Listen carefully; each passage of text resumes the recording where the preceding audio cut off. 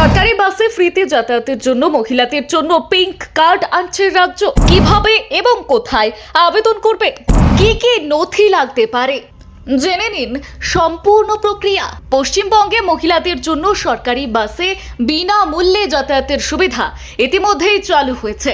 বর্তমানে সরকারি বাসে উঠলে আধার, ভোটার কার্ড বা অন্য বৈধ পরিচয়পত্র দেখিয়ে জিরো ভ্যালু টিকিট সংগ্রহ করতে হচ্ছে। তবে খুব শীঘ্রই এই প্রক্রিয়াকে আরো সহজ করতে চালু হতে চলেছে পিঙ্ক কার্ড। আর এই কার্ড চালু হলে প্রতিবার পরিচয়পত্র দেখানোর প্রয়োজন পড়বে না। শুধু পিঙ্ক কার্ড দেখিয়ে এই সরকারি বাসে বিনামূল্যে যাতায়াত করা যাবে। কেন চালু হচ্ছে পিঙ্ক কার্ড?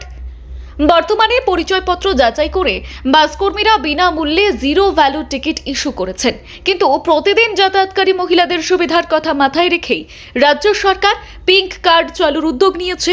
এতে যাত্রীদের সময় বাঁচবে এবং বাসে ওঠার প্রক্রিয়াও আরও সহজ হবে। কোথায় কোথায় এই সুবিধা মিলবে? পিঙ্ক কার্ড চালু হওয়ার পর রাজ্যের সরকারি এসি এবং নন এসি বাসে বিনামূল্যে যাতায়াত করা যাবে। কলকাতা, দীঘা, দার্জিলিং, পুরুলিয়া, কোচবিহার, জলপাইগুড়ি সহ পশ্চিমবঙ্গের বিভিন্ন প্রান্তে যেখানে সরকারি বাস পরিষেবা রয়েছে সেখানে এই সুবিধা পাওয়া যাবে। কোথায় আবেদন করতে হবে? যদিও এখনও সরকারিভাবে চূড়ান্ত নির্দেশিকা প্রকাশ করা হয়নি, প্রশাসনিক সূত্রে খবর অনুযায়ী আবেদনপত্র জমা নেওয়ার দায়িত্ব থাকতে পারে বিডিও অফিস, এসডিও অফিস, পুরসভা। আবেদন জমা দেওয়ার পর সংশ্লিষ্ট নথি যাচাই করা হবে। সব তথ্য সঠিক থাকলে আবেদনকারীর নামে পিঙ্ক কার্ড ইস্যু করা হবে। আচ্ছা, কি কি নথি লাগতে পারে বলুন তো?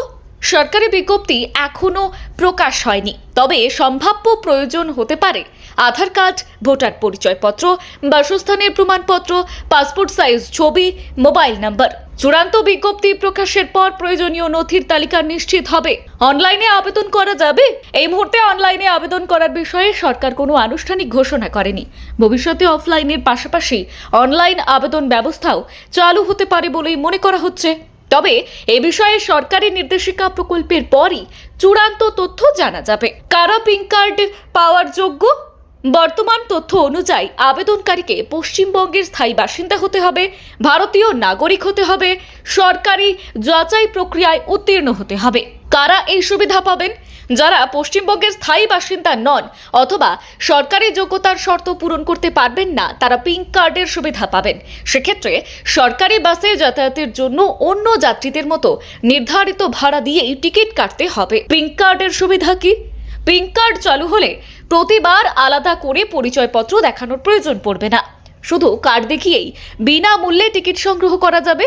ফলে বাসে ওঠার সময় কমবে, যাতায়াত হবে আরও সহজ এবং দ্রুত, এবং প্রতিদিন লক্ষ লক্ষ মহিলা এই পরিষেবার সুবিধা আরও নির্বিঘ্নে উপভোগ করতে পারবেন।